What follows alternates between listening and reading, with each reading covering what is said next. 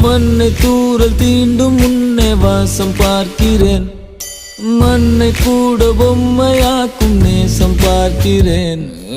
இன்னும் கொஞ்சம் என்று கேட்கிறேன்.